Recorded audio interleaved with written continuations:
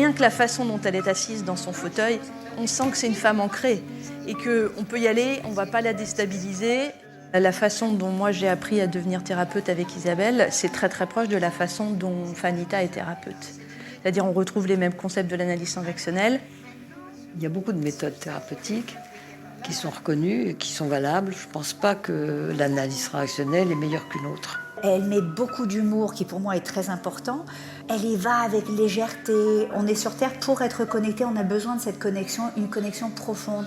Et je crois que ça changera jamais. Elle a apporté des choses qui sont claires, transmissibles, nouvelles. Et ce qui est riche dans ce travail aussi, c'est la puissance du contrat en analyse transactionnelle.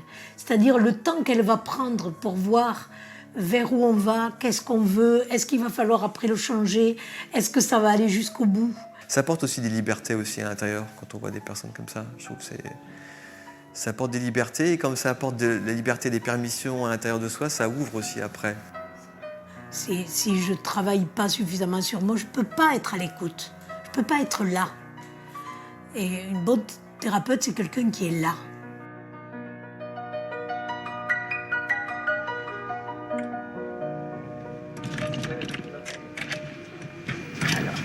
Qu'est-ce qui veut commencer?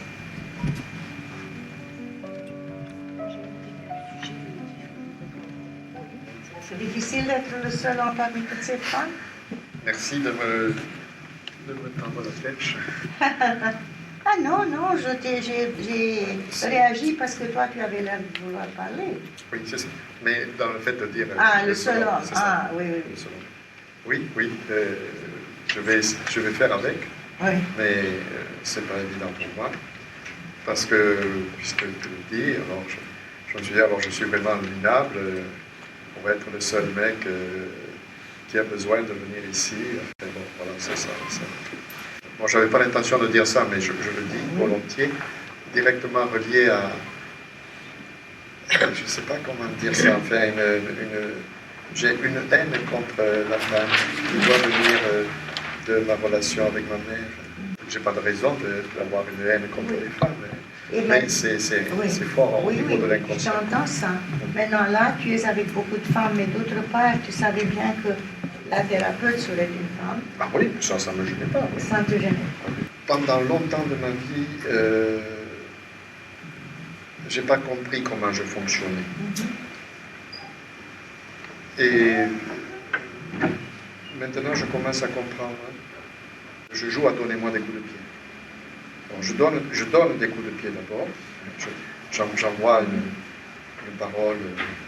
Je suis habile d'ailleurs. Hein. Ça peut passer, ça peut démarrer par une parole aimable, et puis plaisanterie, et puis qui va terminer par relever quelque chose qui est... Par exemple,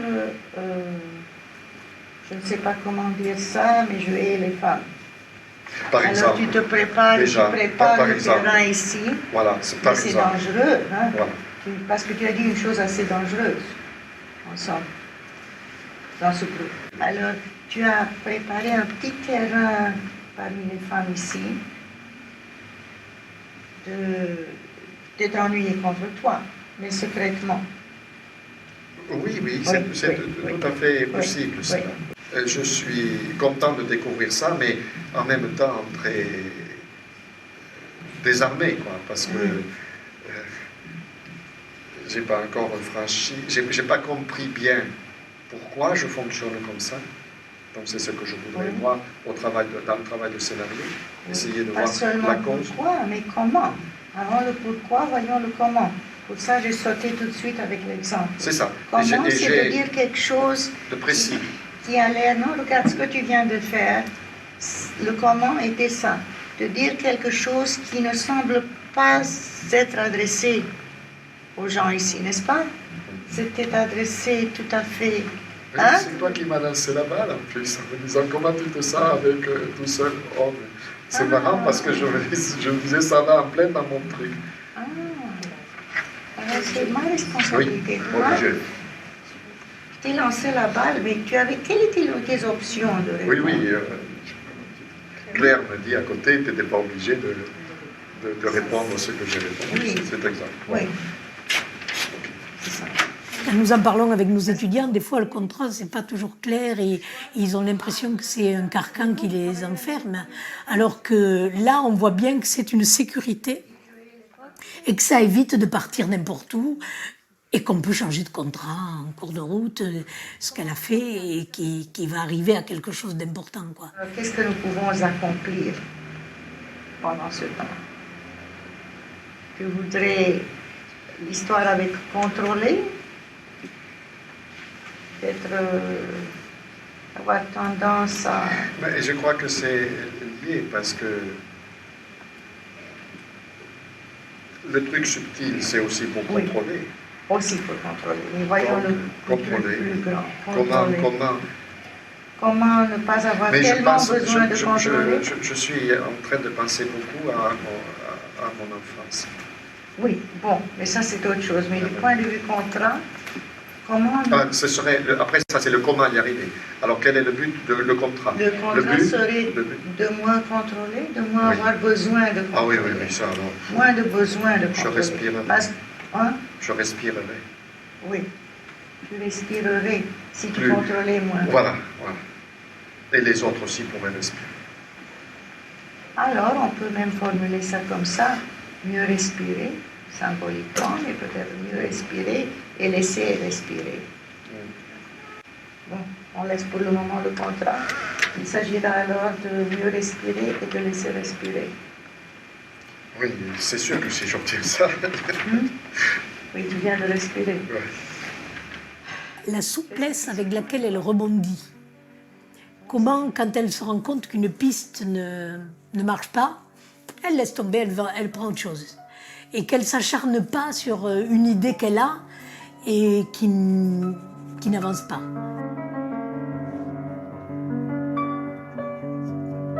Dès le départ, je ne connaissais pas encore l'analyse transactionnelle, j'ai compris combien l'attitude d'observation était indispensable comme étape intermédiaire entre le moment où on est participant et le moment où on va soi-même pratiquer. Autour des années 80 et quelques, on a commencé ce modèle. Fanita venait de temps en temps, donc c'est elle au début qui l'a fait avec moi. Et ensuite, c'était mon mari. Dès que mon école a ouvert, ce modèle d'observation de thérapeute a été offert à nos étudiants. Mon mari était le thérapeute et moi, j'animais le groupe des observateurs parce que nous avons pour principe dans notre école à Paris de ne pas faire de thérapie avec nos élèves. Les observateurs sont des étudiants qui veulent devenir psychothérapeutes. Ils adorent faire ça parce qu'ils comprennent enfin ce qu'est la thérapie. Ils voient d'abord, au début, ils sont passionnés par l'histoire que racontent les patients parce qu'ils voient de la thérapie en profondeur et ils n'écoutent que ça. Et ils n'arrivent pas à comprendre, à s'intéresser. Ils n'arrivent pas à s'intéresser à ce que fait le thérapeute parce qu'ils écoutent l'histoire des patients.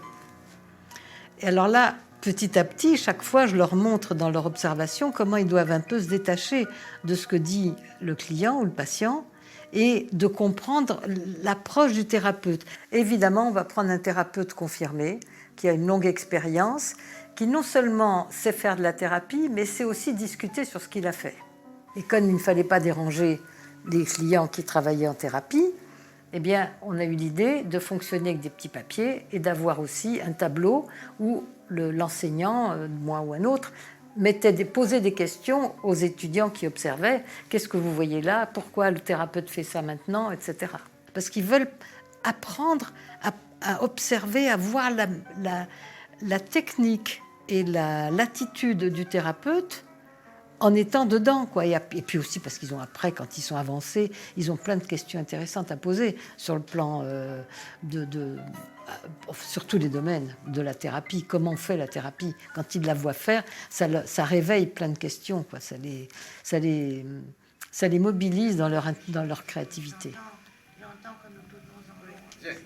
Donc je vais lui et je lui dis, tu vois, tu n'as pas... Il annonce « j'ai de la haine pour les femmes Oui. et après il dit « mais je sais comment je fonctionne Oui. parce que je fais un jeu qui est donne-moi des coups de pied.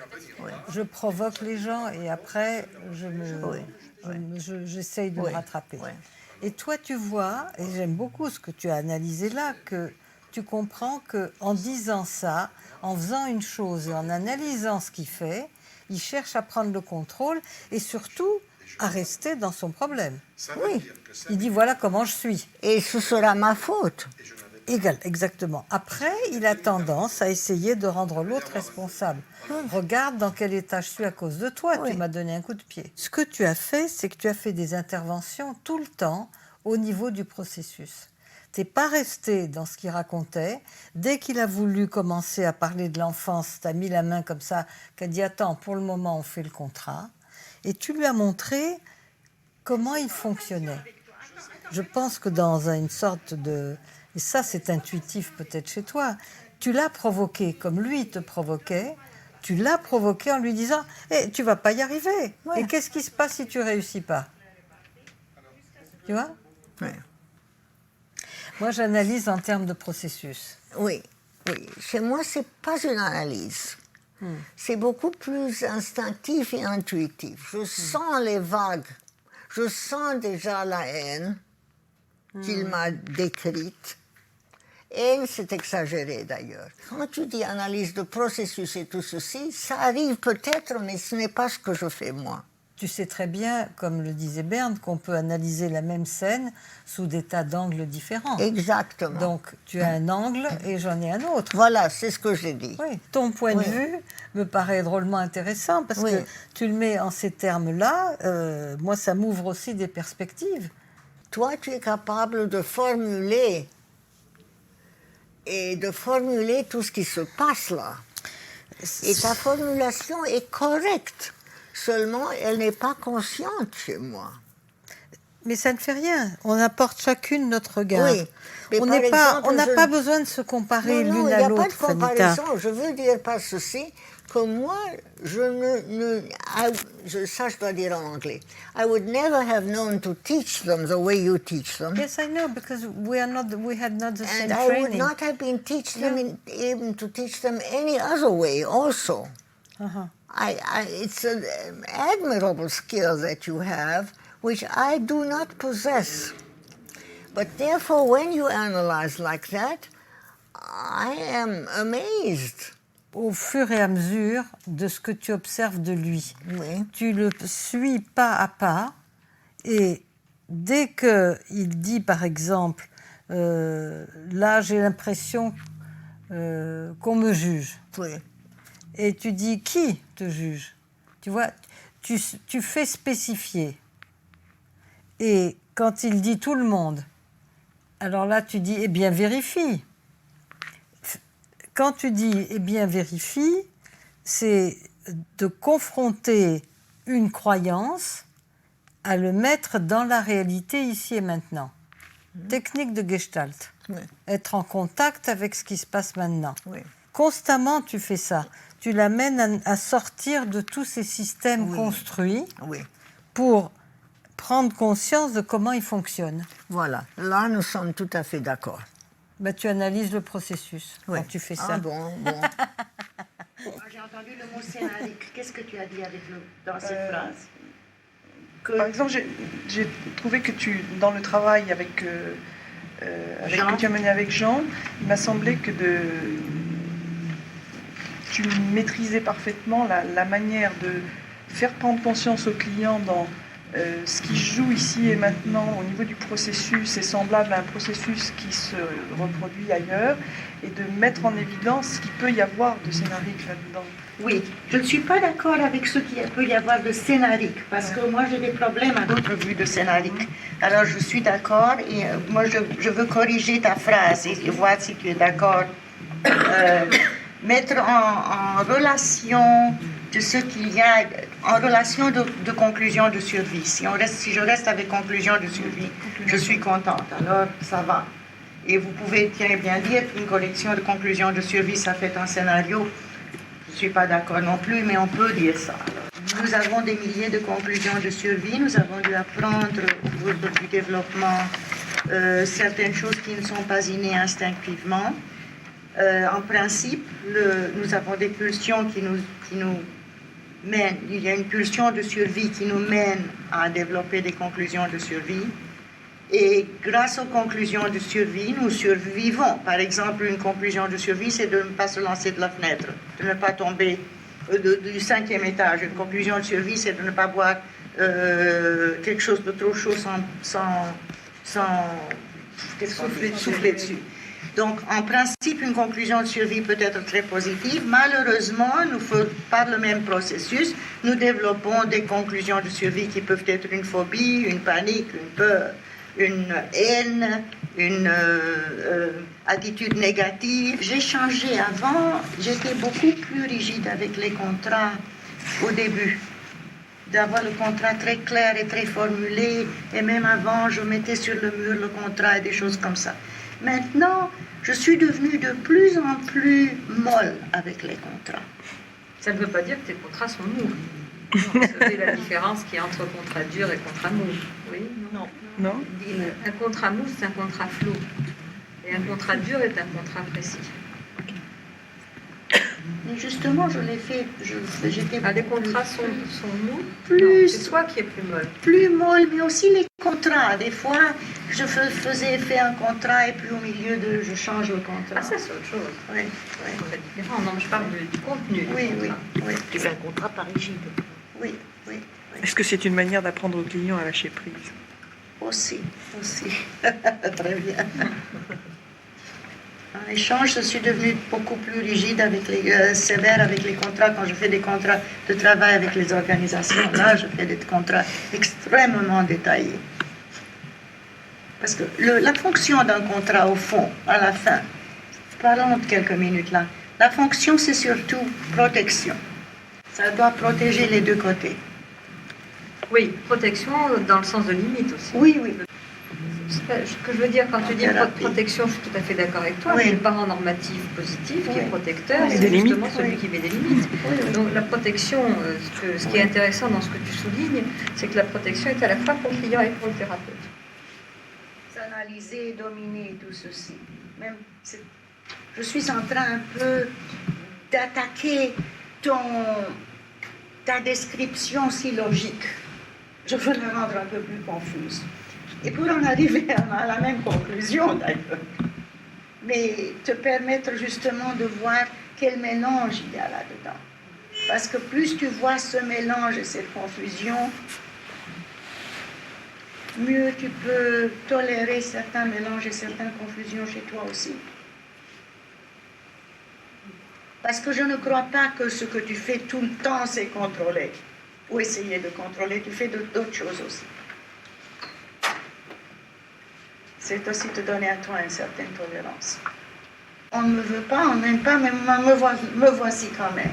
Alors il y a toute une série de choses qui se passent. Comment te sens-tu quand je dis tout ça? Je comprends pas bien. Magnifique, c'est ça. Justement, je voulais que ce ne soit pas aussi clair que ça. Est-ce que tu peux tolérer de ne pas comprendre très bien? Oui, sauf que je le dis, alors qu'est-ce que je vais faire? Bien. Oui, mais quand je ne comprends pas, comment puis-je? Alors tu peux vivre. Si je ne comprends pas, je peux vivre. Ah, ça, Si ça tu me- n'essayes pas Ça me tout, dépasse. si tu n'essayes pas à tout comprendre, dans ton contrat de respirer.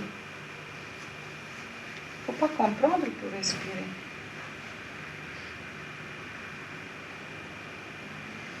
Tu fous tout en l'air. Hein? Tu Quoi? fous tout en l'air. Tu démolis tout mon système. Raconte le reste dans le présent. Alors, le premier rêve, c'était comme un rite d'initiation en thérapie. Dis ça dans le présent. C'est un rite C'est une sorte de rite d'initiation en thérapie. Il n'y a pas de thérapeute, mais il y a des gens avec lesquels je travaille. Et je sais que pour faire partie de la grande famille de la thérapie, il faut que je mange mon pied qui a été bouilli, qui est arrivé tout petit et tout noir. Mais pourtant j'ai mes deux pieds. Mais il faut que je le mange avec, en étant sereine et calme. Comme si c'était vraiment de la maîtrise de soi. Et je commence à couper au niveau de la cheville. Et quand je sens que j'arrive à l'os, je m'arrête et je dis non, mais je ne peux pas. Et à ce moment-là, je me suis lâchée. je sais que j'ai quelque chose sous la plante du pied. Et je me dis, est-ce que je l'enlève ou est-ce que je l'enlève pas? Et bon, je l'enlève. Et en fait, il sort quelque chose, il ne me reste plus que la moitié. Le pied est coupé là, il me manque tout le reste du pied. Et je me déplace sur un pied. Commence comme ça. Je suis le pied de Chantal. Je suis le pied de Chantal et continue à broder n'importe comment, chaque phrase commençant avec « et ». Je suis le pied de Chantal et tu te décris en pied. Et je ça, et je ça, et je ça, et je. Alors, tu peux tenir les yeux ouverts, fermés, comme tu préfères. Mais va, je suis le pied de Chantal et... Il faut que je parle de moi. Tu es le pied de Chantal. Ah, Je suis le pied droit de Chantal. Et tu parles en tant que pied, seulement pied. Je suis le pied droit de Chantal et j'aime marcher. J'aime pouvoir lui permettre de se déplacer.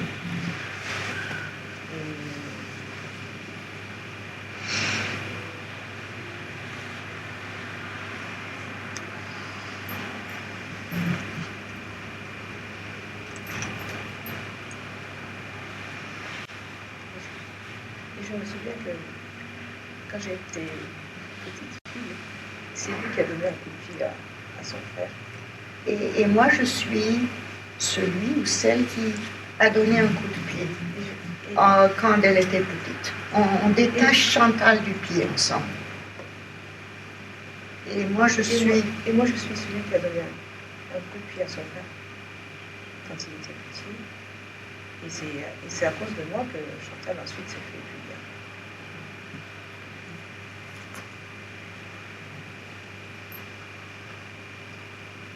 Et j'aurais dû être coupée d'elle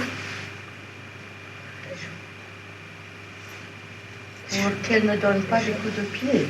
J'aurais dû rester par terre. Hein? J'aurais dû rester par terre pour pas qu'elle me...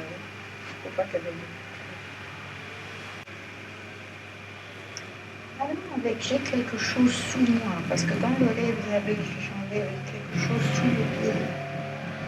Avec ça, je vais voir si tu peux broder là-dessus.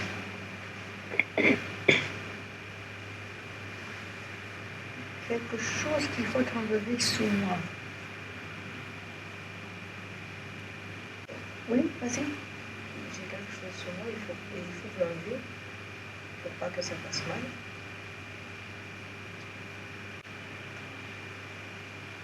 Dans le rêve, c'était comme des vers. Alors, voilà, j'ai des vers. Tu peux ajouter, on se sert du rêve comme point d'appui. Mais... Oui, voilà, vas-y. Alors, j'ai quelque chose comme des vers sous moi. J'ai des vers sous moi et il faut les enlever pour pas qu'ils envahissent Chantal. Dans le rêve de Chantal, elle dit à un moment, elle fait une analyse du rêve telle que Fritz Perls, le fondateur de la Gestalt, le faisait. C'est-à-dire qu'elle fait une très belle analyse gestaltiste du rêve de Chantal.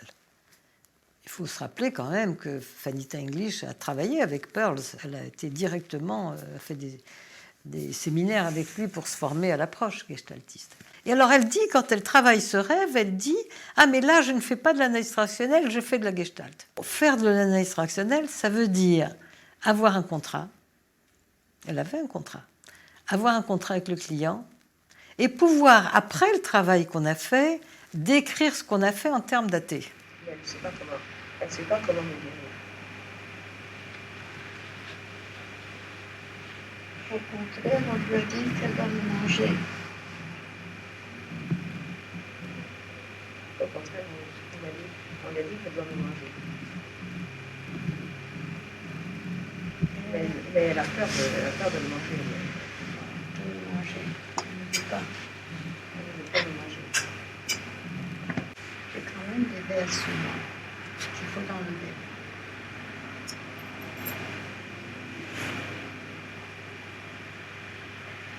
C'est pour ça que Chantal les a arrachés. Elle m'a coupé. Tu es agacée avec ça? Oui. Oui. Ben, tu peux me le dire. Hein?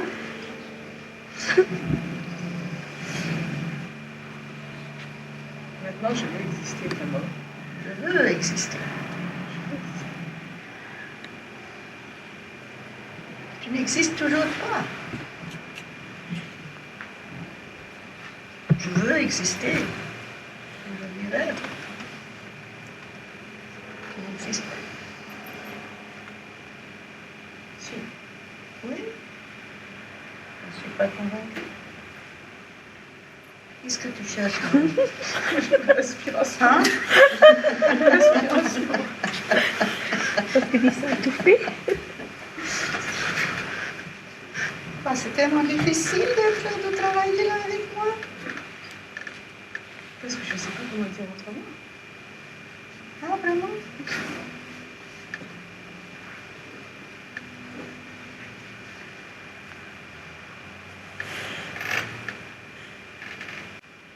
Essaye de le dire encore une fois. Peut-être tu peux me convaincre. Qu'est-ce qu'il y a à dire? Qu'est-ce que c'est que ce regard que tu me lances? Non, je me trouve pleine d'humour, c'est pour ça. Quoi? Je me trouve pleine d'humour. Vous, tout d'un coup, je suis devenue vous. Humour. Humour, oui, non, mais tout d'un coup, je suis devenue vous. Tu me trouves plein d'humour, pleine d'humour. Oui? Comment? Là, je ne sais pas, c'est pas trop Oui. ton regard. Et humour concernant quoi? Moi, peut-être. Qu'est-ce qui est comique là?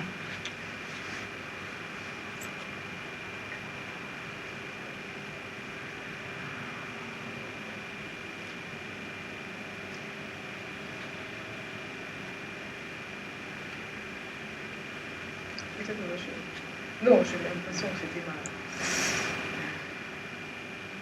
mon incapacité à m'exprimer de façon convaincante.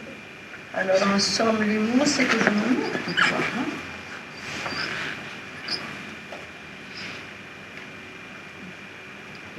Non, c'est pas ce que je pense. Non.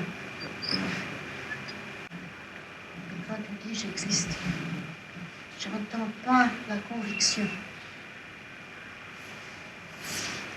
Parce qu'il manque l'élément, je dirais, d'agression.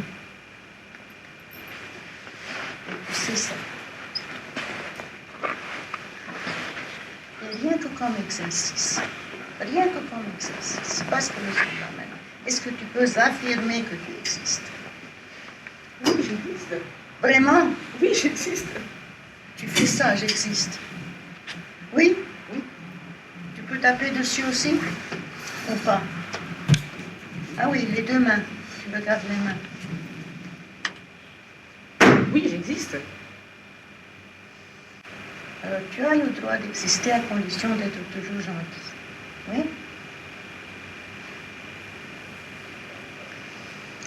J'ai longtemps pensé ça. Hein? J'ai longtemps pensé ça, mais je sais que c'est pas possible d'être toujours gentil. De ne pas toujours faire plaisir à tout le monde. Alors, qu'est-ce que Alors, j'ai le droit d'exister, même si je ne suis pas toujours gentille pour les autres, parce que c'est pour moi que je le fais. sans trop d'explications.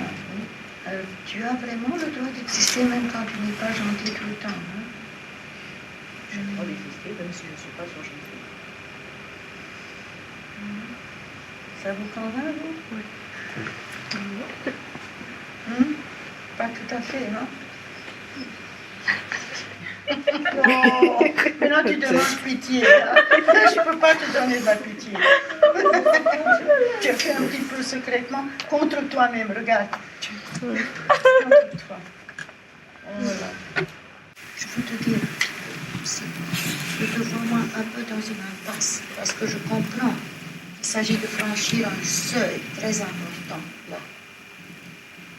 Une panique que si tu t'affirmes vraiment, c'est trop dangereux. C'est trop dangereux. Tu seras détruite, tu seras mutilée. Je comprends ça.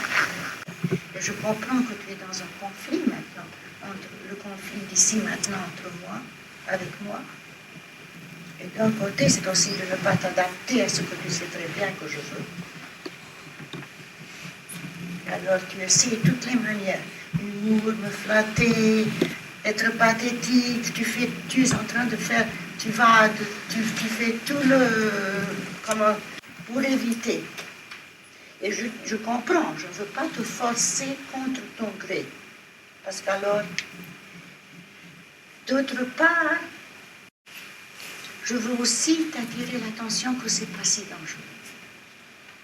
C'est pas si dangereux de t'affirmer. Et je crois qu'en toi, il y a encore très fort la conviction que si tu osais faire ça, vraiment t'affirmer, devant d'autres ou même devant toi-même, c'est la mort. Jusqu'à ce que tu dis, j'en ai marre.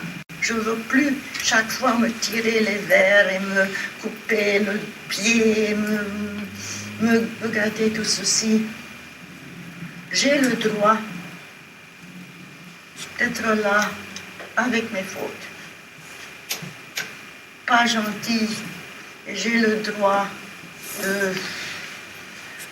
d'accepter que j'étais jalouse de mon frère et que j'aurais bien voulu qu'il disparaisse et le tuer. Et c'est normal. Ça ne veut pas dire que tu iras demain et tuer ton frère. Mais prendre possession de ce souhait que tu avais, parce que je crois que ça c'est la chose la plus importante qui est venue dans l'association, le souhait tout à fait compréhensible que tu lui as donné un coup de pied, ce frère qui est venu 4 ans après, et que tu as été puni et que tu as senti, voilà, ce geste d'agression jamais plus. Parce que, alors, je n'existe plus du tout. Si je me sers de mon agression, je n'aurai pas le droit d'exister. Alors, j'ai le droit d'exister seulement si je suis agressif, ce traitement contre moi-même, si je me ronge ou je m'attaque. Ce que j'ai vu, c'est qu'il y a la bienveillance qui est là, elle est vraiment là avec le client. Et à la fois, elle joue, elle titille, elle va gratter, tout en ayant enfin, la subtilité, et on voit l'expérience, parce qu'elle va chercher juste pour aller piquer un peu, pour que l'autre... Et on voit avec Chantal, quand elle dit « Oh non !» et elle commence à se défendre. Et après, la dernière fois, quand elle tape le coussin, en disant « J'ai le droit d'exister, même si j'ai fait des erreurs en tapant son petit frère, si j'ai bien compris dans cet extrait », eh bien, là, elle est beaucoup plus convaincante. Alors que quand elle demande aux autres, elle est convaincante. Même moi, je regardais, je disais non, elle n'est pas du tout convaincante, là. Et à la fin, ça y est, il y a quelque chose qui a bougé. Oh, ça, je trouve ça extraordinaire, c'est génial. Là, nous avons tous de l'agression qui doit sortir quelque part. L'agression est aussi créatrice. À la fin, c'est aussi avec une certaine agression que nous contribuons.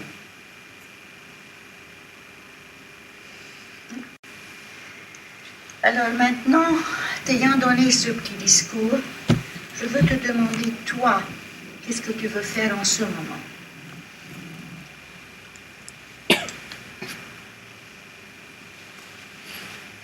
Je voudrais le dire avec force. C'est à toi.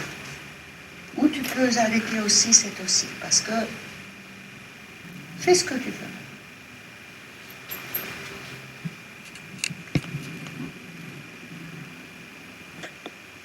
J'ai le droit d'exister malgré mes fautes.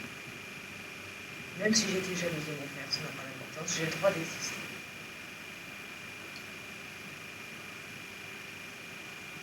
Comment te sens-tu quand tu dis ça?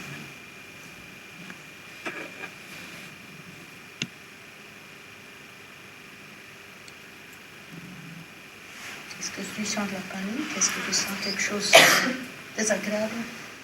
Non, je sens rien. C'était comme si c'était une réconciliation avec tout ce que je vis.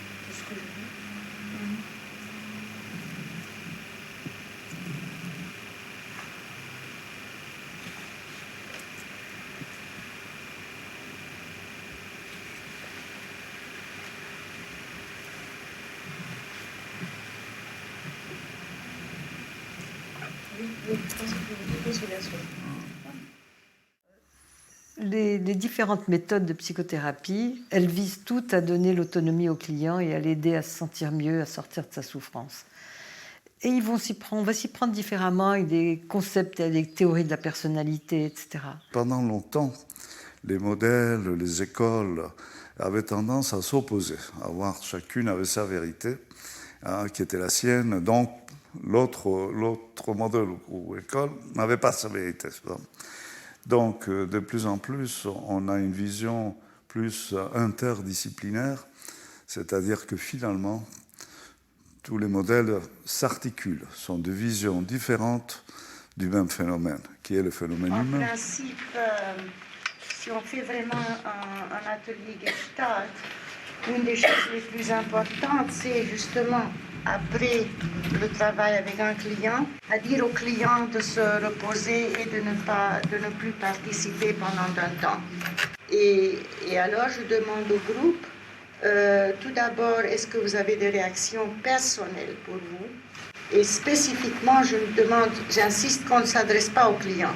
Quelle est la raison en Gestalt de ne pas s'adresser directement au client? Ce que nous avons fait, c'est nous avons secoué plusieurs conclusions de survie très importantes.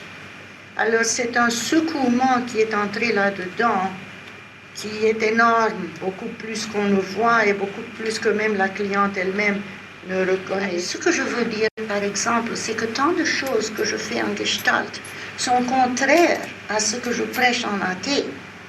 Mais je ne trouve pas. Par exemple, se faire guider de cette manière par la cliente. Oui, je trouve ça épatant parce que tu es retombé sur tes pieds à la fin. Tu es retombé sur le contrat de base à la fin. Tout le travail de Gestalt, tu l'as suivi pas à pas, ce qui était magnifique. Et à la fin, tu retombes sur le contrat. Mais pour en revenir à sa question, je crois que c'est de là que je suis partie. Du point de vue de la colère, par exemple, et la provocation. Je dois quand même vous donner ça au tableau. Ici, tout ça, c'est ce qu'on ne voit pas. Ici, c'est ce qu'on voit. Ce que dit le client, ce que fait le client, etc. Tout ça, c'est ce qui se passe intérieurement chez le client. Et tous les conflits qui se passent, on peut les montrer en analyse transactionnelle, toutes les transactions croisées qui sont intérieures. Alors, le travail de Gestalt, thérapeute, est ici. Le travail de Gestalt, c'est pour que le client arrive sur ce point qui le bloque. Il y a quelque chose là. Moi, je dirais des conclusions de survie. Alors, je vais me servir de mots, mais Fritz dirait simplement, il y a des éléments, des choses là, qui le bloquent. Et alors, chaque fois que et normalement, ça a à voir avec de l'agression. Il faut distinguer entre agression et colère. Agression, c'est nécessité d'expression, d'extérioriser. Bon, alors ça se trouve... Tu peux dire agressivité plutôt, Fanita. Ah oui, agression, c'est en français autre chose. Oui, c'est pas agressif. Violent. Alors ça veut s'exprimer et ça arrive chaque fois ici à l'impasse et ça reste dans le point mort. Pour prendre un exemple concret, alors veut exprimer, j'existe. J'ai le droit de m'affirmer, j'ai le droit de mes sentiments. Et ça, c'est plus grand. Ça veut exprimer, de fait, je déteste mon frère. J'en ai marre d'être traité comme ça. Enfin, quelque chose. Mais chaque fois que ça arrive là, ça arrive au point fort, non, parce qu'il y a un tabou formidable là-dessus pour toutes sortes de raisons. Alors, le travail ici peut se pousser beaucoup plus fort. C'est boum, l'explosion. Le but du travail, c'est de sortir de l'impasse, zing, et les hauts cris. Ce n'est pas nécessairement les hauts cris, la colère, ça peut être les pleurs, ça peut être une panique, enfin, mais quelque chose de très fort, l'explosion. Ils nomment ça explosion, et ici c'est implosion, de le retenir, comme ça. Maintenant, je reviens toujours à ta question. Peut se pousser jusqu'au bout. Et s'il n'arrivait pas à obtenir l'explosion ici, comme ça, avec le coussin, il arrivait à obtenir l'explosion contre lui-même. L'expérience de beaucoup de gens, c'était que pousser trop, c'est vraiment vrai, c'est obtenir un grand succès de scène dramatique, mais que ça peut, après, la réaction est tellement forte, alors vraiment on peut faire ça seulement si on va suivre le client avec grande attention. Moi j'ai tendance, vous avez vu qu'elle est venue beaucoup de fois dans le point mort. Et alors, vous avez vu que j'ai changé entre le père, le poussin ou je ne sais pas quoi, que je l'ai provoqué très fort avec moi, même en lui donnant l'idée que je me moque d'elle. Et vous avez vu qu'alors elle se retenait encore plus de m'attaquer moi. Et à un moment donné, vous avez vu que je me suis mise à discuter ça avec lui. Ce qui est la différence. Pearls n'aurait pas discuté. Moi, je savais tout ce que j'aurais voulu continuer avec elle sur la base de ce rêve. J'étais très intéressée par ce rêve et j'avais vraiment envie d'avoir l'occasion de le discuter. D'ailleurs, c'est là qu'il y a une grande différence entre le travail Gestalt pour Pearls et le travail que je faisais, moi, de Gestalt, où moi, je me donnais toujours la permission, après, de faire le travail comme le faisait Pearls, mais après, de pouvoir discuter encore. Toi, tu as laissé beaucoup de théories aussi. Oui. Et dans tous les concepts théoriques que tu as développés, quel est celui qui te semble être celui qui va marquer les esprits? Oui. Ce n'est pas difficile, il y en a un ou deux ou trois. Évidemment, sa conception du sentiment parasite, avec l'idée que c'est un sentiment substitutif et non pas, comme elle le dit si bien, pas un racket où on fait ça pour racketter quelqu'un, mais que la personne elle-même est parasitée par ce sentiment parasite. Et puis, ce côté où la personne vit ce sentiment comme tout à fait authentique. Elle n'a pas du tout l'impression qu'elle fait semblant d'être triste. Si on lui dit « Ah non, mais là, tu es dans un sentiment parasite, qu'est-ce que tu sens vraiment ?» C'est juste blessant, c'est vexant, ça ne sert à rien du tout. Donc, tous les sentiments sont vécus par les gens comme authentiques, et ça, je suis vraiment d'accord avec elle. Mais aussi, sa vision que le jeu psychologique, c'est quand le parasitage échoue. Et ça, je trouve brillant. Le premier, c'est l'histoire de Rackets, qui est un concept de Byrne que j'ai transformé, de sorte que quand on parle maintenant de Rackets, on parle de mon concept plutôt que celui de Byrne. Éric Berne, si tu me permets, a dit quelque chose de très limité concernant les rackets. Oui, très. Les sentiments parasites. En français, on dit racket ou sentiment parasite. Oui. Il a simplement dit que le racket, c'est le bénéfice du jeu. Oui. C'est tout. Oui. Il a dit très peu. Oui, et en plus, c'était une manière d'évaluer ce que la personne disait. Ah, ça, c'est un racket. Ça ne vaut pas la peine que je m'occupe de ce que vous venez de dire parce que c'est un racket. Donc, un racket, c'est quelque chose de faux. Moi, j'ai transformé ça en disant le racket, c'est quelque chose de vrai. C'est une personne qui présente un sentiment substitutif, et ça c'est mon vocabulaire, parce que Ben et moi, on se cognait toujours l'un contre l'autre. Ben avait à l'origine défini intimité comme deux enfants qui font contact. Donc ça peut être un contact négatif. Et je peux dire que Ben et moi, on était intimes de manière négative. Parce que moi, toujours, je l'attaquais en revanche à ce que lui m'attaquait. Alors, pour lui, je représentais une analyste qui ne sait pas ce qu'elle fait, qui est une mauvaise thérapeute. Au début, il n'y avait que le mot rackets.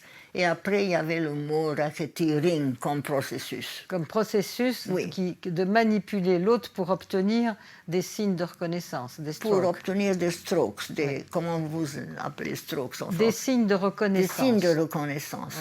Et j'ai développé ça en même temps que de dire maintenant je comprends pourquoi je me sentais plus bien quand je faisais de la psychanalyse. Parce que je soutenais, parce que la cliente présentait des raquettes que je ne connaissais pas comme raquettes, mais je sentais qu'il y avait un élément faux. Oui. Mais je pensais, en tant qu'analyste, que je dois écouter et soutenir la personne. Je vais faire un pont avec la notion de congruence de Carl Rogers. Parce que quand tu entendais ta cliente être dans un sentiment raquette, oui. Tu n'étais pas à l'aise, oui. mais dans ton rôle de psychanalyste, tu pensais qu'il fallait soutenir. Oui. Donc il y avait à l'intérieur, dans les états du moi interne, un malaise, un désaccord. Que j'étais fausse. Ben voilà. Je savais que j'étais fausse. Oui. Et à un moment donné, j'ai trouvé ça intolérable. J'ai commencé à dire, ça c'est comme une prostituée. C'est intéressant de savoir que Fanita, avant d'être transactionnaliste, a été psychanalyste. Elle l'a pratiqué pendant des années et elle s'ennuyait dans son rôle. Alors ça ne veut pas dire qu'aujourd'hui, les psychanalystes sont tous comme elle était elle, il y a 30 ans ou 40 ans aux États-Unis.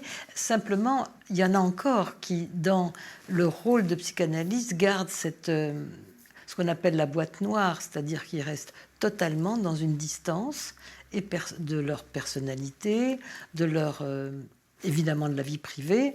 Et je trouve que c'est approprié dans certaines situations avec certains clients de garder la distance, de ne rien dire de soi, etc. En revanche, très souvent, et c'est ce que j'ai reçu d'Irving Yalom avec ce que je disais avec l'autodévoilement, quand on s'autorise à dire des choses de soi, mais qu'on va mesurer que ce qu'on va dire, c'est pour aider un cheminement thérapeutique, pas parce qu'on a envie de parler de soi.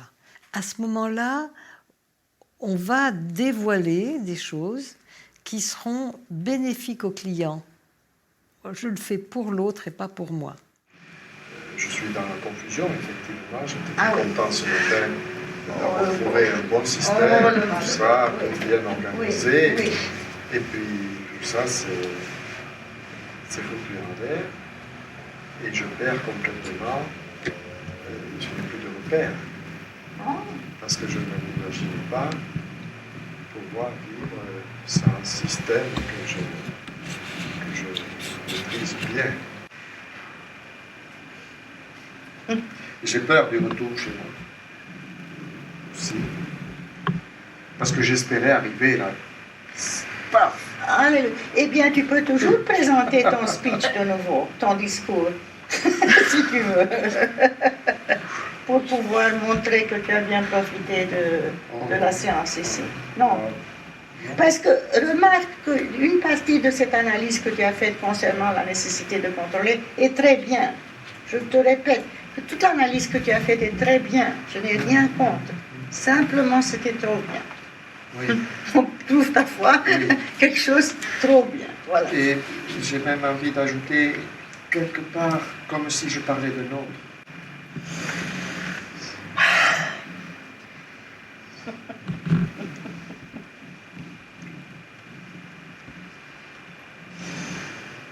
Oui, ça va? C'est bloqué. Tu peux essayer? Pas facile. Pas facile. C'est pas possible. Alors, voyons. Je peux essayer. Tu peux essayer. C'est me penser. Parce que ça signifie que si je le fais, c'est que je lâche prise. Oui, alors tu ne dois pas le faire. Il ne faut pas le faire parce que je te dis de le faire. Non. Ma résistance, c'est que je me rends. Si j'ai envie, je veux le faire. Tu as envie peut-être plus tard, c'est très bien. Non, ce que je voulais exprimer, c'est que j'ai compris que quand tu m'invites à respirer, ça veut dire pour moi que ce n'est pas une respiration simplement. Ça signifie que je lâche prise. Donc j'ai du mal, mais en même temps, je veux le faire. Et je veux le faire. Et je le fais.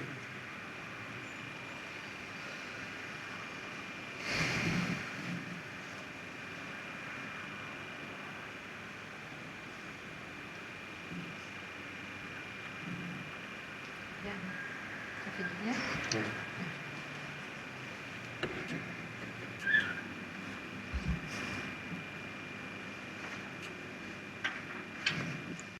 C'est la première fois que je te vois vraiment sourire, ouvert Ouais. Et c'est très joli ça. Voilà. Pour la vidéo, elle a bien attrapé ça. Et même s'il y a quelques larmes qui veulent venir avec le sourire. Mais c'est pas de la tristesse, c'est ça. Oui, oui. Non, non, c'est pas. C'est de l'émotion. Oui, oui, ça va, ça va. Quand j'avais interviewé Deirdre, ce qui m'intéressait, c'était de voir comment une fille de thérapeute pouvait s'en sortir avec une mère qui avait une telle personnalité, une telle aura. Et après, j'ai aussi pensé que mes enfants, nos enfants, on était thérapeutes tous les deux. C'était pas forcément évident. Ça m'intéressait aussi d'imaginer Fanita comme mère et pas seulement comme thérapeute. It's not unusual that a strong mother and a strong daughter, have had some conflicts in life. So my mother and I definitely had some conflicts at times. And there were times when I felt that I needed to keep her a little bit at bay, but we were never estranged. There were times when I felt, that I just needed more separation, But I've always had an independent life. As an adult, you should go through a process of understanding how you feel about your parents, and if you feel you were hurt or you feel that they did some things they shouldn't have done, it's important to know that, and it's important maybe to have some therapy about that, and maybe make some redecisions about how you will live your life. But it's also really important to forgive them, whether they apologize or not, whether they take responsibility for what they did or not. At a certain point, you have to forgive them unilaterally and say they did their best, and that they did a lot. And certainly my mother did a lot for me, and she did her best. And she was a great mother. She has got an amazing life force. She reads more than I do. She reads important books, and she thinks about them and she talks about them. So that's what's sad. What's sad is if somebody dies when their brain is still cooking. She's still cooking. Vous voyez, moi, la grande psychologue, il y a toutes sortes de questions que je ne me suis jamais posées. Je ne me suis pas dédiée à mes enfants, pas du tout. Deirdre, j'ai une chance énorme, par exemple, et Brian aussi. Par exemple, à la plage, on est allé à la plage. Mon mari et moi, enfin, on va se reposer. On lui donne beaucoup de jouets et le sable, et il va s'amuser. Non, cet enfant doit aller à l'océan. Il ne peut même pas marcher. Il va à 4 pattes vers les vagues. On doit se lever, le tirer, le rapporter. On essaie de l'amuser, on lui montre. Non, il va faire ce qu'il veut. Alors à 10 mois déjà, il est rebelle, il fait ce qu'il veut. Et on fait de son mieux avec cet enfant rebelle. Deirdre, c'est l'opposé. Deirdre est tout à fait gentille. Elle sourit, elle est agréable.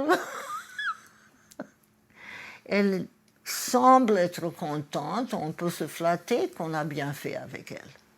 Mais on n'a pas bien fait, c'est qu'elle accepte la vie, elle est toute contente. Brian est rebelle.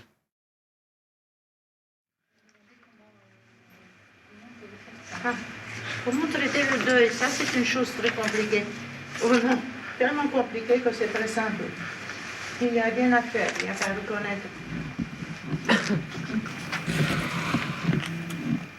Le deuil, c'est quelque chose de terrible qui est arrivé. Moi, j'ai le droit de dire. Moi, je dis que c'est un peu court. Tu dis qu'elle a le droit de parler. Michel est en train de faire la grimace quand tu dis cela. Alors, je dis à Michel, tu as le droit de parler. Oui. Tu es d'accord qu'elle a le droit de parler si elle fait la grimace? Oui, naturellement. Elle a le droit de parler même sans grimace.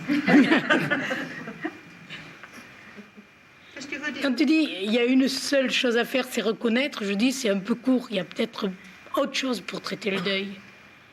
Il y a peut-être reprendre les 3 pulsions. Il y a exprimer, Il y a aussi accepter, mais il n'y a pas qu'une seule pulsion. Tu as raison. Tu es sur ton terrain, là. Hein? Tu as raison, tu as raison. Très bien, très bien.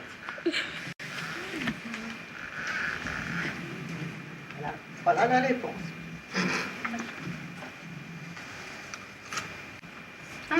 Je vais même vous dire quelque chose de très personnel. Parce que quand même, la plus importante chose d'abord, c'est le reconnaître. Et le personnel, c'est que moi, il m'est très clairement, mon fils est mort il y a 14 ans, c'est déjà très longtemps de ça.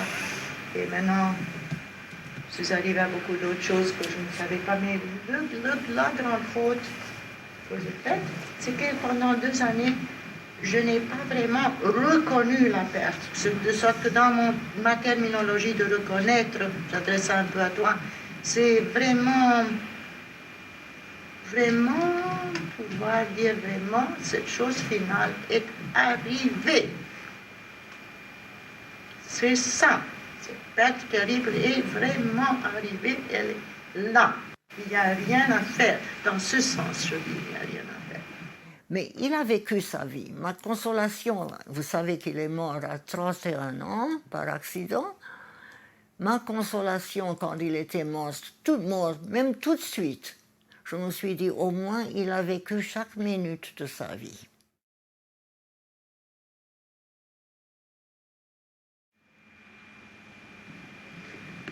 Moi, j'aimerais que tu me donnes un petit peu d'apport théorique sur la différence que tu fais entre les conclusions de survie et la décision scénarique. Alors, j'ai cru comprendre qu'il y avait une question... Très facile, très facile. Attends, pas de différence. Dans le sens que ce qu'eux nomment décision, ils font une grande décision. Eux, il y a toutes sortes d'écoles, alors je dis eux.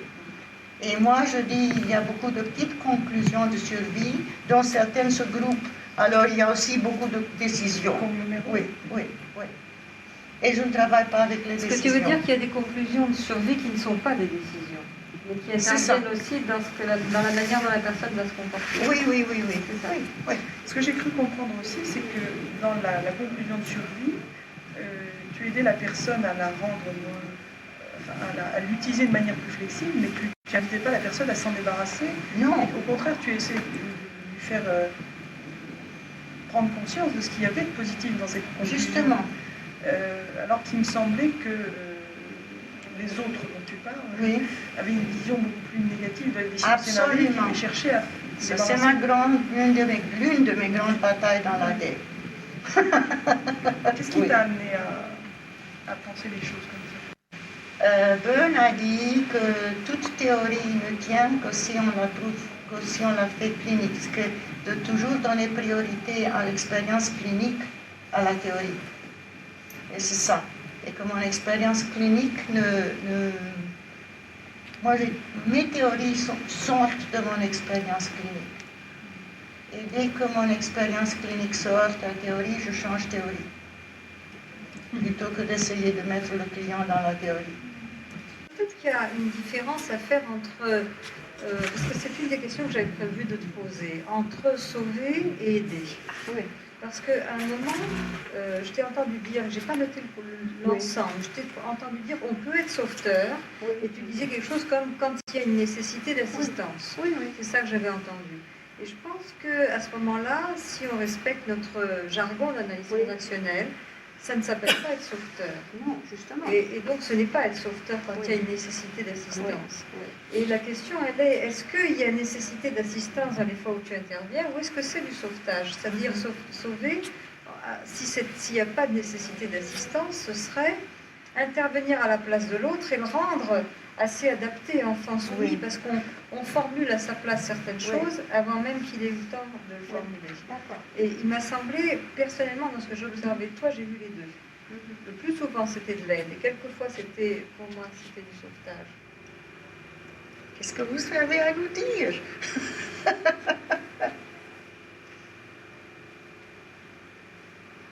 Je pense que plusieurs personnes ont évoqué un vécu. Parce que dans le travail d'observateur, tel que je l'ai présenté un peu rapidement le matin du premier jour avant que les participants clients arrivent, j'ai signalé que le rôle d'observateur est un rôle majoritairement, essentiellement cognitif, où c'est l'adulte qui est en charge. Que pour pouvoir écouter avec objectivité, on avait besoin d'être avant tout à l'écoute de ce qui se passe, d'observer ce qui se passe et d'être, si on est à l'écoute de ses propres affects, de les mettre de côté pendant qu'on observe. Et j'ai même proposé que si on avait des affects pendant le travail, ce qui est souvent inévitable, on puisse l'écrire dans la marge avec une autre couleur, ainsi que je l'indique dans l'article. Et donc, par rapport à cela, l'heure de régulation a été en partie seulement pour le cas, pour l'occasion pour certaines personnes de partager des affects. Oui. Que certaines choses avaient pu les agacer ou les attrister, qu'elles avaient partagé certaines émotions ou non, comment c'était plus ou moins facile d'observer avec objectivité. Et même une personne a montré comment elle avait compris quelque chose sur elle-même en écrivant quelque chose sur son affect dans la marge. Après, elle avait compris des choses la concernant elle-même. Ce dont nous avons parlé aussi, c'était de quelle manière, en tant que thérapeute, on pouvait être touché avec des affects face au discours du client, et dans quelle mesure c'était un contre-transfert ou non. Si c'était un contre-transfert, c'est-à-dire au premier degré, c'est-à-dire un contre-transfert, c'était que le client nous rappelait quelque chose qui était dans notre histoire, ou si simplement on réagissait en ricochet à un sentiment du client qui n'était pas exprimé, que nous attrapions comme une patate chaude. Justement. Personne ne sait ici ce que c'est que Hot Potato Game aux États-Unis.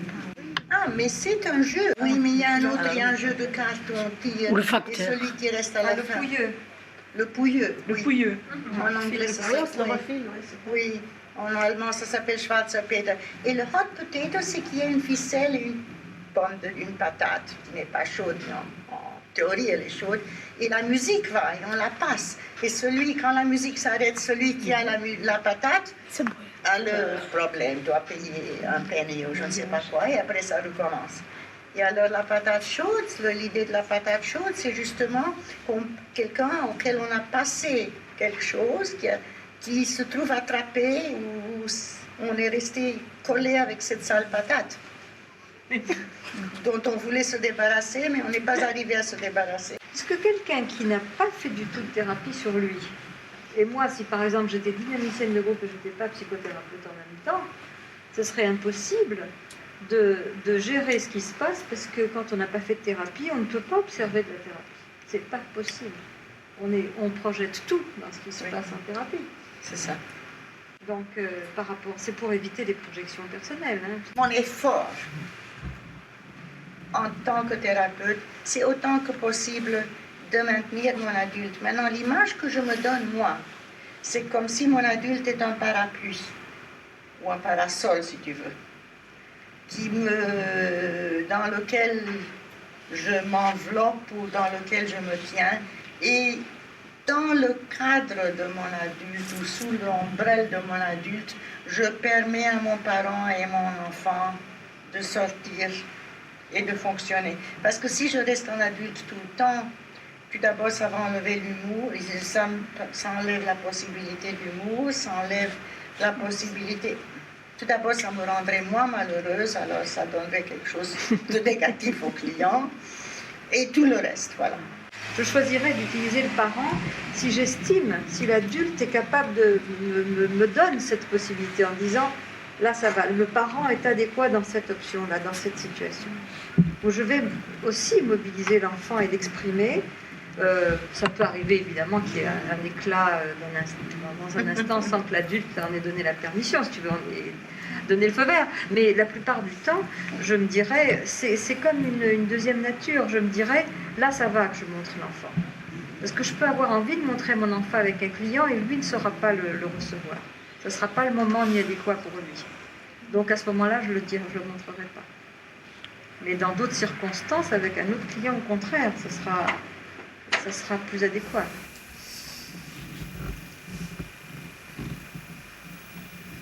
Change de côté, voilà. Vous voulez voir l'enfant de Fanny Table, allez-y. Alors qu'est-ce qu'on fait? On laisse ce fauteuil vide ou qui y va? Plus personne ne le veut, personne n'ose prendre ton fauteuil. Le problème, c'est d'être très strict avec le temps. Je l'organise à l'avance et je m'y tiens et ça va. Mais qu'en étant très strict, je stresse plus ou moins Fanita. Et en lui laissant cette chose-là, je suis contente, moi, d'avoir pu le faire. Donc j'ai dépassé quelque chose chez moi. Ça s'est très bien passé pour moi. Et j'étais absolument ravie de voir que quand c'est Fanita, ça marche aussi bien. Parce qu'elle respectait tout le temps. J'ai découvert à la suite de ça ce que c'était que d'être observateur. J'ai appris à être observateur. Et j'ai appris aussi qui c'était Fanita English, puisque j'avais lu des articles, mais j'ai appris qui tu étais. Ça a été à la fois très... je suis passé un peu partout pendant ce week-end, mais je suis vraiment content d'être venu, parce que je vais repartir en respirant, plus lâche, voilà. J'ai pris conscience du fait que je suis en changement de situation en devenant thérapeute à mon tour, et j'ai aussi des grandes peurs, et que je ne me donnais pas la permission d'avoir cette peur. Et là, je me suis rendu compte que c'est ok d'avoir peur, et qu'en acceptant cette peur, maintenant, je repars avec l'idée que je peux avoir peur et réussir quand même. Et je me sens beaucoup plus puissante. J'ai appris vraiment, j'ai vu ce que c'est que l'acceptation inconditionnelle de l'autre. Tu m'as donné un exemple fabuleux de ça, et je te remercie vraiment pour ça, au-delà de tout ce que je t'ai dit sur ta technique et que j'admire aussi. Mais je crois que ce qui me touche le plus dans ton travail, Fanita, c'est cette bienveillance, ce respect chaleureux et cette acceptation de l'autre. Et c'est marrant parce qu'en travaillant, pendant que je travaillais, j'avais l'impression de sentir une force derrière moi qui m'aidait. Et vraiment, j'avais pas l'impression d'être toute seule, même si je paniquais, même si de temps en temps je bloquais. J'avais l'impression qu'il y avait beaucoup de monde derrière moi pour m'aider. En fait, je voulais remercier tout le monde. Et sinon, pour la cassette, c'est ok. Je te remercie de le signaler, Chantal, parce que c'est assez rare que l'on pense à ça, parce que très naturellement, on peut imaginer qu'une personne qui va parler de choses aussi personnelles que son histoire dans la thérapie va craindre que des personnes qu'elle ne connaît pas puissent interpréter ou entendre n'importe quoi. Et c'est une preuve de très grande confiance que tu fais en disant ça. C'est ce que je craignais, enfin, c'est ce que je crains le plus d'ailleurs. D'habitude, dans un groupe, c'est ça. Justement, et cette fois-ci, j'ai pas du tout eu cette impression. Au contraire, j'avais l'impression qu'on m'aidait. Et je pense que c'est lié parce qu'il y a une réalité de ce groupe d'observateurs que j'ai constaté, c'est qu'il y avait une écoute très bienveillante à tout instant. Et c'est une des grandes choses que moi j'ai observées dans notre groupe. Je dois dire que j'ai été très heureuse parce que je te voyais travailler, j'étais détachée, j'avais pas... Je crois que j'ai dépassé le stade où je me demandais, j'en étais plutôt à prendre ta place de temps en temps. Et ça, c'était bien agréable. L'éminence grise, tu sais, toi. Je dois dire que c'est la première fois que je fais de la vidéo. Et que le fait de suivre comme ça, d'être très concentré dans ce qui se passait entre un client et le thérapeute, ça m'aidait à me concentrer énormément et à percevoir des choses presque comme si de l'intérieur. En fait, c'est fort comme matériel, ça, parce qu'on passe une autre limite, quoi. J'ai beaucoup aimé le travail dans ce groupe parce que j'ai trouvé, comme je le disais tout à l'heure, une écoute réellement bienveillante à tous les instants de l'équipe du groupe des observatrices. Et ça, c'est très agréable. Parce que chaque fois que les remarques étaient faites, chaque fois la personne se faisait la part de ce qui était sa projection, de la manière dont elle était concernée. Et vraiment, c'était riche de vous voir. Et ce que j'ai aimé aussi, c'était la variété de ce groupe d'observateurs qui était de personnes qui allaient de tout débutants à des personnes déjà confirmées. Ça en faisait un côté vraiment riche parce qu'on pouvait parler à des tas de niveaux différents. Et moi, j'adore ça. Moi, j'adore quand on peut parler de la théorie de base et j'adore quand on peut parler avec des choses beaucoup plus avancées. Tout m'intéresse dans ces cas-là et ici, il y avait beaucoup de variété. Ça m'a énormément aidé d'arriver à lâcher le temps. Et j'apprends quelque chose. J'apprends aussi que le temps, c'est important de le structurer, mais c'est bien aussi de ne pas être trop proche du temps. Je connais quelqu'un qui a 1 minute près, toujours dans tout ce qu'il fait. Non, bon, on peut lâcher. Je crois que je vais apprendre à être encore un peu plus tolérante avec moi-même et avec les autres. Donc ça, c'est quelque chose que j'apprends pour moi. Je suis presque surprise parce que j'avais un peu peur que ça allait gâter notre amitié. Et pour moi, le plus symbolique, c'est quand je me suis vue tout d'un coup, elle avait épelé une orange, et elle mangeait des morceaux, et moi, tout à fait sans demander permission ni rien, je commence à manger les bouts d'orange qu'elle avait épluchés.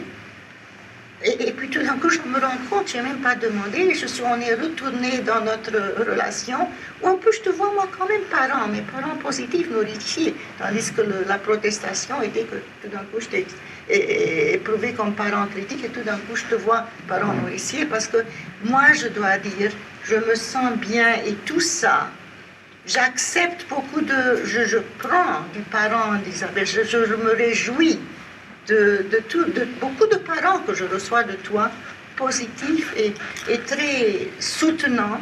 Et c'est comme ça que j'arrive, moi, à travailler, parce que justement, parce que je peux me fier à une structure. Et puis tout d'un coup, et là je dois remercier aux clients aussi, et tout d'un coup, tout a marché. Et il n'y a pas plus surprise que moi. Merci à nous tous. Alors je vous remercie à tous.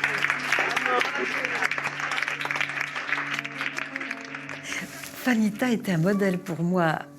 J'ai fait des choses comme elle et certaines choses surtout pas comme elle. Pendant qu'elle faisait de la thérapie, j'étais quelquefois très embarrassée parce qu'elle faisait des choses que j'aimais pas du tout. Elle partait dans les fantasmes qu'elle imaginait sur l'autre sans qu'il ait eu l'occasion de le dire. Je dis mais pourquoi elle raconte tout ça? On n'en sait rien. Et alors ça m'exaspérait. Et souvent ce qu'elle disait, elle avait une telle intuition qu'elle tombait juste. Être un modèle, c'est inévitable, qu'on le veuille ou non, on a besoin pour grandir de modèles. Et moi, je suis contente d'avoir été formée par des tas de gens. Donc des modèles, j'en ai des dizaines, vraiment. J'ai vraiment eu des dizaines de thérapeutes et des dizaines de formateurs, les deux. Il y a un côté narcissique, il faut le reconnaître, qui est qu'on est content de servir de modèle. Je suis contente de servir de modèle à mes étudiants. Et en même temps, on a besoin à un moment de grandir pour se séparer du modèle. Si je vois un de mes étudiants qui fait comme moi, mais qui décolle pas de ça, mais qui n'est pas lui-même, parce qu'il fait seulement qu'à me copier, s'il me copie, ça va pas. Mais s'il prend des choses de moi et puis qu'il l'arrange à sa sauce à lui, avec sa personnalité, avec son originalité, avec son caractère, alors là, je suis heureuse. La qualité du thérapeute, c'est d'avoir envie de connaître l'autre, de s'intéresser vraiment à lui. Et pas uniquement ça. Ça, c'est secondaire. La première qualité, c'est de l'aimer.